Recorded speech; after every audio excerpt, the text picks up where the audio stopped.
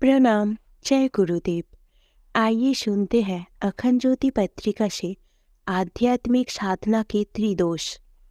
प्रत्येक प्राणी उन्नति की ओर अग्रसर होना चाहता है, पर जहाँ तक बाधक कारणों का सम्यक परिज्ञान न हो एवं उनको दूर न किया जाए, उन्नति असंभव है। आध्यात्मिक उन्नति के लिए भी उसके बाधक कारणों को जानना परमावश्यक होता है। लेख में वैसे 3 दोषों पर संक्षेप में प्रकाश डाला जा रहा है: ममत्व, कपट और अपगुणग्राही दृष्टि। जहाँ तक ये दोष रहेंगे, वहाँ तक साधना अग्रसर एवं फलवती नहीं होगी। एक, ममत्व। जहाँ तक सांसारिक पदार्थों में आत्मा की आसक्ति रहेगी, आत्मा का लक्ष्य बहिर्मुखी रहने के कारण आत्मानुभव का मार्ग बंद ही रहेगा। इसीलिए सारे भौतिक पदार्थों भाषों से अपनी आत्मा को अलग भिन्न समझकर उनके आकर्षण को रोकना बहुत ही आवश्यक है। पर पदार्थों की आसक्ति हटते ही आत्मा के स्वरूप का दर्शन एवं अनुभव होगा। ये आत्मोन्नति का प्रथम सोपान है। जिन जिन वस्तुओं को आत्मा मेरी अपनी समझता है, उनकी प्राप्ति अभिवृद्धि में हर्ष एवं विनाशहीनता में होता है। जहाँ ममत्व भाव नहीं, वहाँ हर्ष शोक का प्रादुर्भाव नहीं होता है। कदाचित होता है तो अत्यल्प एवं क्षणिक। आत्मा द्रव्य वास्तव में इन 5 द्रव्यों से सर्वथा भिन्न है। दृश्यमान सभी पदार्थ पौद्गलिक या भौतिक है, क्योंकि पुद्गल के सिवाय सभी पदार्थ अरूपी है। अरूपी पदार्थों का आसक्ति नहीं होती। जिसे हम देखते हैं, सुनते हैं, खाते हैं, सूंघते हैं और स्पर्श करते हैं, अर्थात 5 इंद्रियों द्वारा जिसके साथ हम अपना किसी प्रकार का संबंध स्थापित करते हैं, उन्हीं का मन विचार करता है। अच्छे या बुरे, मेरे या तेरे की कल्पना करता है। उस कल्पना के कारण ही आत्मा अपने स्वरूप या विचार से च्युत होकर उनके प्रति आकर्षित होता है। इसीलिए मैं और मेरा इसी को मोह का मूल मंत्र माना गया है, और मोह ही आत्मा का परम शत्रु, सबसे प्रबल बाधक कारण माना गया है। पर पदार्थों के संयोग से आत्मा विभाव दशा को प्राप्त होती है। इसीलिए सर्वसंग परित्याग, अपरिग्रहता, निर्गंधता को जैन धर्म में प्रमुख स्थान दिया गया है। जैन तीर्थंकर स्वयं इनका आदर्श उपस्थित करते हैं, अर्थात साधना का प्रारंभ सर्वसंग परित्याग से ही करते हैं। आसक्ति का परिहार पदार्थियों द्रव्यों के स्वरूप को ज्ञान एवं परिणामों के द्वारा होता है। इनका मूल मंत्र है: एको हो नथी में को हो ना मनस कश्यपि। मैं किसी का नहीं, मेरी आत्मा अकेली है। मनुष्य जरा सा विचार करे तो इस अकेलेपन का सहज अनुभव हो जाता है। जन्म ग्रहण के समय आत्मा अकेली ही उत्पन्न होती है। मृत्यु के समय भी सारे पदार्थों को छोड़कर वे अकेले ही परलोक जाता है। रोगादि दुख भी आत्मा को अकेले ही भोगने पड़ते हैं। अतः आत्मा अकेला ही है।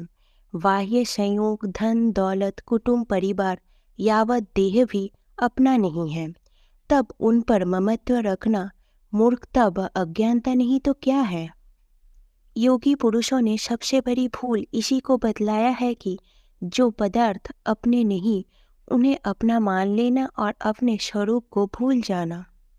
बहिर्मुखी वृत्ति के कारण आत्मा की सारी शक्ति बाह्य पदार्थों की ओर लगी है, और वे उनके लाभ हानि में ही सुख दुख मान बैठा है। अन्यथा सुख व आनंद कहीं बाहर से आने वाली चीज नहीं। सच्चे स्वरूप के अज्ञान के कारण ही वे इधर दौड़ धूप कर रहा है। यदि मैं अकेला हूँ, कोई भी चीज मेरी नहीं है, तब उन पर आसक्ति कैसी। आनंद यदि मेरे पास है तो उनकी प्राप्ति के लिए दौड़ धूप क्यों।